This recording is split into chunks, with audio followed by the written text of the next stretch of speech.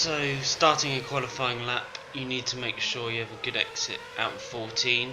We then have DRS down the main straight, braking around the 100-meter board for turn 1, and then we get DRS again out of turn 1.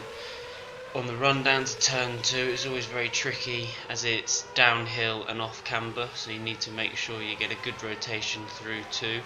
Coming into 3, we should be flat, but you never quite know. It's a bit bumpy and you might have to have a small lift.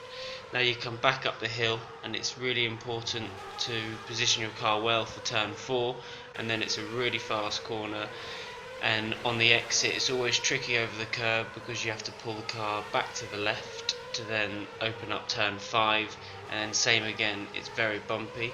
Maybe this year it will be less bumpy as it's been resurfaced. Now we have a very tight twisty section coming up where we have to brake down to second gear for the chicane of 6 and 7, and then quite a tight twisty flowing section now through 8 and then 9, where you really have to force the car into the right track position. And now coming through 10 into 11 is the fastest corner on the circuit, so you really have to have a lot of confidence in the car and use a lot of throttle on the exit to get the rotation. Coming into the last sector, down to second gear in 12, really heavy braking zone, and this is where you can make or break your lap.